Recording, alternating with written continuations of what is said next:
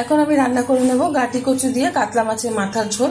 তার জন্য ওভেনে কড়াই বসিয়ে দিয়ে দিচ্ছি কিছুটা পরিমাণে তেল। তেলটা গরম হয়ে গেছে, তেলের মধ্যে দিয়ে দিচ্ছি একটু হলুদ গুঁড়ো আর কাতলা মাছের মাথাটা ভালো করে দিয়ে পরিষ্কার করে নুন মেখে নিয়েছিলাম।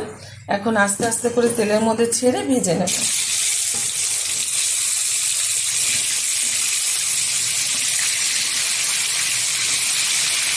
এখন মাছের মাথাগুলো একটু উল্টে দিচ্ছি। ভালোভাবে ভাজার পর কিন্তু মাছের মাথাগুলো তুলে নেবো একটা পাত্রে।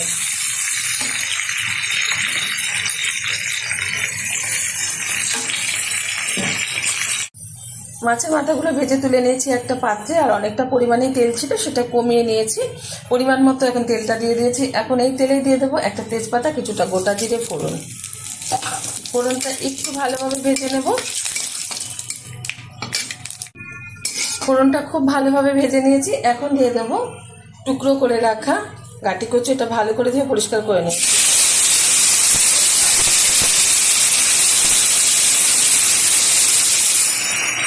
দিয়ে দিচ্ছি 1 চামচ হলুদ গুঁড়ো, দিয়ে দেবো হাফ চামচ ধনের গুঁড়ো, দিয়ে দিচ্ছি 1 চামচ লঙ্কার গুঁড়ো, দিয়ে দিচ্ছি অর্ধেক কেটে রাখা টমেটো, দিয়ে দেবো কিছুটা আদা রস।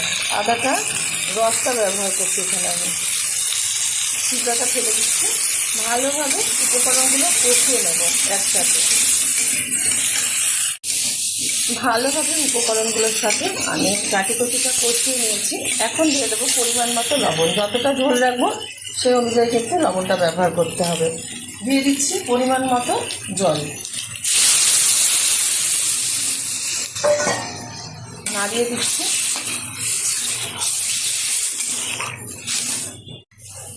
এখন দিয়ে দেবো কুচিয়ে রাখা কিছুটা ধনেপাতা। এখানে আপনারা গরম মশলা গুঁড়ো ব্যবহার করতে পারেন, তাতেও ভালো লাগবে। ধনেপাতাটা দিলাম, ভালো ফ্লেভার আসবে। দিয়ে দিচ্ছি ভেজে রাখা কাতলা মাছের মাথা। আমার এই রেসিপি যদি আপনাদের ভালো লেগে থাকে আপনারা অবশ্যই আমার চ্যানেলকে সাবস্ক্রাইব করবেন, লাইক করবেন, শেয়ার করবেন। গরম গরম ভাতের সাথে এরকম কাতলা মাছের মাথার ঝোল খেয়ে দেখবেন, আশা করি ভীষণ ভালো লাগবে।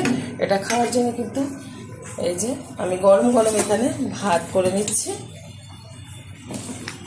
এদিকে ঝোল হচ্ছে মাছের মাথার, এদিকে গরম গরম ভাত হচ্ছে।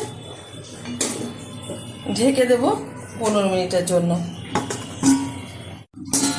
ঢাকনাটা তুলে দিচ্ছি।